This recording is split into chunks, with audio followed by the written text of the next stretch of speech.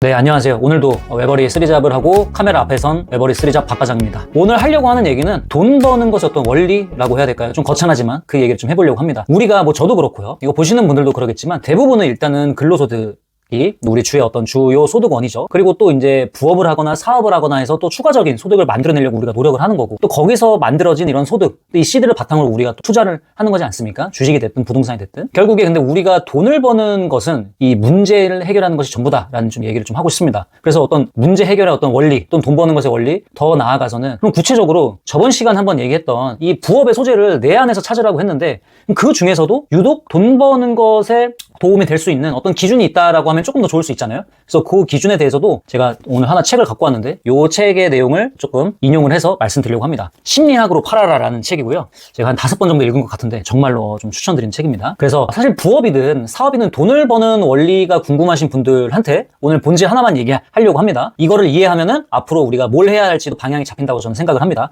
반대로 이거를 모르면은 아무리 열심히 계속 하더라도 효율이 낮을 수가 있어요. 헤맬 수가 있고요. 저도 이제 한 6년 정도 헤맸죠. 이걸 몰랐거든요. 그래서 앞전에 말씀드린 것처럼 사실 돈 버는 것은 딱 말씀드리면 하나입니다. 남의 문제를 해결하는 것이에요. 근데 그것이 어렵고 남들이 풀기 어렵고 귀찮을수록 그 단가가, 그 가치가 올라가는 것은 당연하겠죠. 그렇죠? 그게 전부다라고 저는 생각합니다. 부업도 마찬가지고요. 사업도 마찬가지고 직장도 다 마찬가지로 생각을 합니다. 이 하나로 설명이 된다고 저는 생각을 하고 있어요. 되게 좀 추상적인 얘기인데 우리 돈이 뭔지 한번 생각을 해볼 필요가 좀 있다고 생각을 합니다. 월급, 수익, 그다음에 계좌의 잔고, 이렇게 생각하면 돈은 그냥 숫자거든요. 근데 이제 돈의 본질은 조금 다르다고 저는 생각을 해요. 이 에어비앤비를 키워낸 пол 그레이엄이 이런 말을 했다고 하더라고요. 부는 돈이 아니다. 부는 사람들이 원하는 것을 만드는 것이다. 돈은 단지 그것을 교환하기 위한 수단일 뿐이다. 결국에 이들의 문제를 해결해 주고 그거에 대한 대가로 돈을 받는다라는 얘기를 하고 있거든요. 그래서 돈은 어떤 가치의 교환이다라는 거예요. 그래서 가치라고 하는 것은 어떤 사람의 문제를 우리가 해결해 줬을 때 그만한 가치를 받을 수 있는 거고, 그거에 대한 결과로서 우리는 문제를 해결해 주고 돈을 받는 거죠. 그렇죠? 그래서 누군가한테 가치를 줬을 때, 문제를 해결해 줬을 때 돈이 들어온다라는 거예요. 그럼 가치가 뭐냐? 좀 전에 말씀드린 것처럼 문제라는 겁니다. 문제를 해결해 주는 것이에요.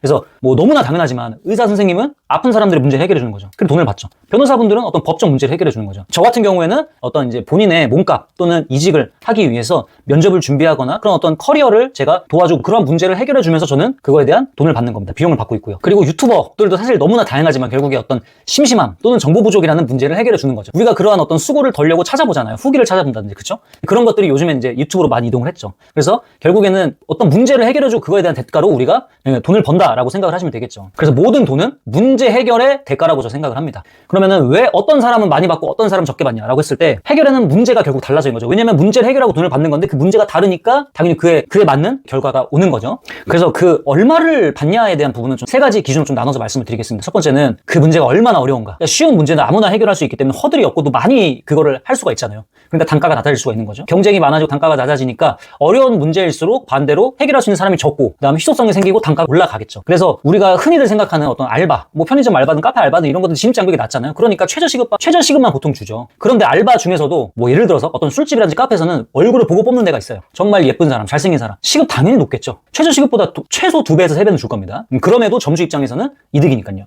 그리고 이 책에서 나오는 내용 중에 하나인데요. 쉽게 말해서 관여도가 큰 문제를 해결할수록 사실 또 단가도 올라갑니다. 관여도. 그러니까 이럴 수 있어요. 우리가 필 잘하는 거 알려준다. 워드 잘하는 거 이런 것도 물론 너무나 우리 인생에 있어서 필요한 거지만 그보다 더 인생에 중요한 게 있을 수 있잖아요. 예를 들어서 제가 하고 있는 어떤 이직에 대한 부분. 이거는 내 삶과 훨씬 더 그 관여도가 높은 것이 직결되어 있기 때문에 단가가 그런 것들보다는 좀 높게 받을 수 있는 거죠. 그리고 변호사분들, 의사 선생님도 마찬가지입니다. 훨씬 더 중요하죠. 법적 이슈를 해소하는데 몇십만 원, 몇백만 원이 아까워서 그거 큰 건이라고 한다면 절대 그걸 아끼지 않죠. 병원도 마찬가지고요. 그 다음에 우리가 살아가면서 정말 중요한 건 이성에 대한 부분입니다. 그래서 이게 무형의 상품이지만 어떤 이성과의 재회라든지 이런 것도 사실은 되게 강의가 약간 음지 같으면서도 돼 있어요. 그리고 매출도 엄청 높게 나옵니다. 그게 뭐냐면 우리 인생에서 필수적이고 본능에 연결된 영역이다 보니까 그런 겁니다. 이 책에 그런 내용이 나와 있더라고요. 알고 보니까 그런 것들이 그래서 다 있더라고요. 그래서 어떤 본능에 가까울수록 우리 본능의 영역에 가깝고 그 다음에 그걸 이제 관여도가 큰 거라고 하는데 관여도가 클수록 단가가 올라가는 특성이 있습니다. 그리고 그런 것들이 또 해결하기가 어려워요. 그러니까 뭔가 양산화되기 좀 쉽지 않은 그러한 부분이 있습니다. 그래서 두 번째로 보면은 또 마찬가지인데 얼마나 귀찮은가. 진입장벽에 대한 부분 좀 연결되는 부분이에요. 사람들은 결국 귀찮은 걸 돈 주고 해결을 하거든요. 그래서 청소가 귀찮으니까 청소 서비스에 돈을 내죠.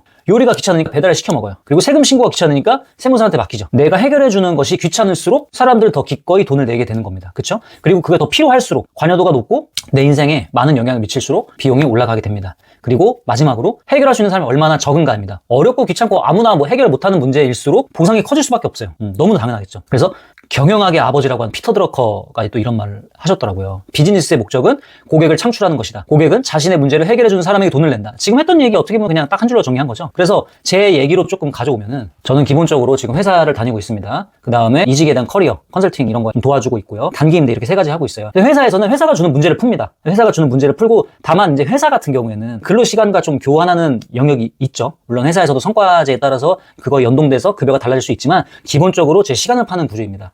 그다음 2번째는 제가 이제 이직, 커리어에 대한 부분을 실제로 문제를 실질적으로 해결해주는 역할을 하고 있거든요. 근데 이것이 어떤 양산화될 수가 없어요. 뭐 재테크나 부업 관련돼서 여러 가지 있었죠. 예전에 뭐 스마트 스토어가 있었고 지금 뭐 딸깍이라든지 뭐 일부 뭐 AI 쇼츠 공장 이런 것도 되게 많잖아요. 그러니까 그런 것들은 하나의 지식을 계속 복사해서 그냥 전파할 수 있는데 제가 지금 하고 있는 어떤 이직에 대한 이러한 것들을 컨설팅 해주는 것은 그런 식으로 안 돼요. 그리고 이제 사람마다 상황이 다 다르기 때문에 이 지식이 한정된 지식을 안다 그래서 해결할 수 있는 게 아니라 경험이 굉장히 많아야 된다라는 그런 특징이 있어요. 결과론적으로 봤을 때. 그러다 보니까 하는 사람이 많이 없습니다.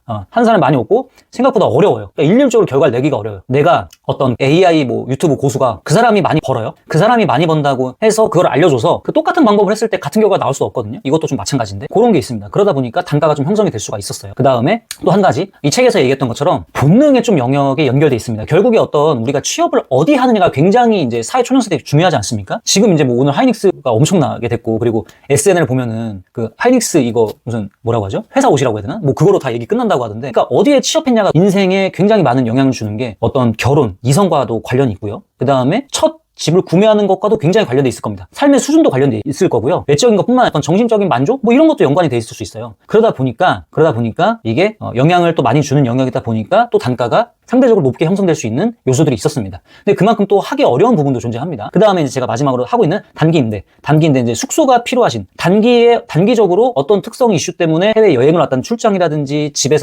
뭐 공사를 한다든지 이런 것 때문에 다양한 이유로 뭐 호텔은 또 너무 비싸고 그렇다고 월세 할 것도 아니고 보증금을 크게 안 내면서 머무를 수 있는 입지 좋은 깔끔한 어떤 숙소를 원하시는 분들이 있어요. 그런 분들의 문제를 해결해 주는 거죠. 그러면서 대가를 받는 거고요. 반면에 아까 제가 했던 컨설팅보다는 이 허들이 낮죠. 허들이 낮고 누구나가 다 할 수 있기 때문에 그런 부분에 대해서는 좀 단가가 낮게 형성될 수밖에 없습니다. 그래서 그렇지만 그거에 맞는 또 어떤 가치를 드리고 결과를 받는 거죠. 그래서 3가지가 전부 다 다른 문제를 해결해 주고 있습니다. 또 단가가 다르게 형성이 되어 있습니다. 제가 과거를 좀 생각을 해보면 사실 그러니까 부업이라는 생각도 안 하고 어떻게 하면 또 좀 더 추가적인 수익을 만들어낼 수 있을까 이런 엔잡에 대한 고민이죠. 그때는 뭐 엔잡이란 말조차도 없었어요. 그때가 2016년, 17년, 18년 이때였던 것 같은데 많이 없었습니다. 제가 근데 5년, 6년 동안 유의미한 수익을 갖지 못했던 이유가 예를 들어 스마트 스토어, 렌탈 스튜디오, 쇼핑몰 이런 것들 하면서 내가 해결할 수 있는 문제가 아니었어요. 그러니까 단순히 이게 돈이 된다라고 해서 그냥 그런 것만 보고 막 뛰어들었던 거죠. 강의도 듣고 했는데 내가 그 문제를 남들보다 잘 해결할 수 있는 이유가 없었어요. 저는 그랬습니다. 그러니까 경쟁에서 밀릴 수밖에 없었고 또 흥미도 안 가니까 지속할 수가 없었습니다. 반면에 제가 이제 뭐 이직 커리어 또는 공간임대, 단기임대 이런 것들은 이직을 여러 번 하면서 자연스럽게 어떤 채용 구조나 이런 것들을 경험을 습득을 몸으로 굉장히 오래 했습니다. 오래 했었고 그거에 대해서 잘 알고 있었고 그리고 일도 회사 안에서 제가 부동산이나 임차 관련된 일을 하다 보니까 임대인들을 많이 만나고 그다음에 그분들의 어떤 심리라든지 이러한 대화들을 많이 해봤기 때문에 그 부분에 대해서 전대차동에 대한 부분을 다른 분들보다는 익숙하고 손쉽게